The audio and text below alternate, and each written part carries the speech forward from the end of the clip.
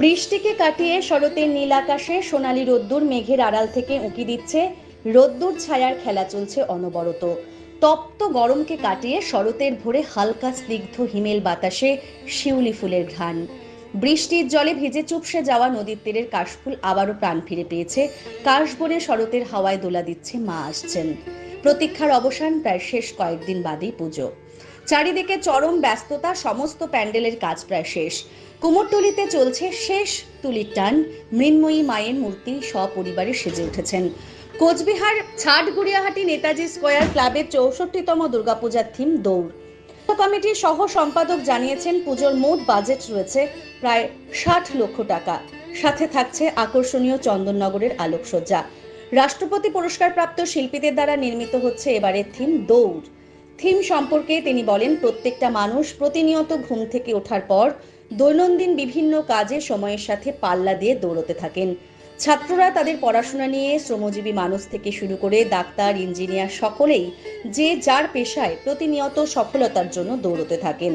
কিন্তু কিছু সময় বিভিন্ন বাধার সম্মুখীন হতে হয়। সেই বাধাকে উপেক্ষা করে প্রত্যেকটা প্রাণী নিজের নিজের জায়গায় প্রতিযোগিতা দৌড়তে থাকেন। এই থিমের মাধ্যমে এই বিষয়গুলি ফুটিয়ে তোলা হবে।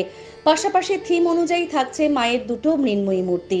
সমস্ত দর্শনার্থীদের তাদের থিম খুব ভালো লাগবে বলে আশাবাদী পুজো উদ্যোক্তারা। আমাদের ছাটগুড়িয়াহাটি নেতাজি স্কোয়ার সংঘ এবার ৬৪তম দুর্গোৎসব।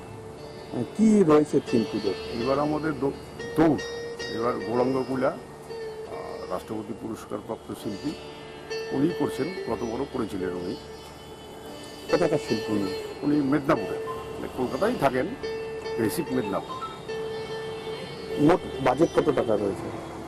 বাজেট ৬০-এর মতো। ৬০ লক্ষ। আলোকসজ্জা কী থাকে? আলোকসজ্জায় চন্দননগরের তন্ময় দত্ত, এমনি মূর্তি বাদল পাল। আমাদের এবার 3টা মূর্তি হচ্ছে। দৌড়টা বাঁচলাম হচ্ছে আজকালকার জীবনে এই বাচ্চার থেকে বুড়ো অবধি সবাই দৌড়াচ্ছে।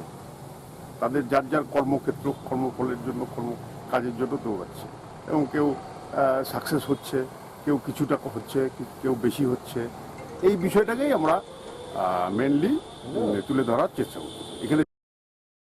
Bureau report, digital Bangla.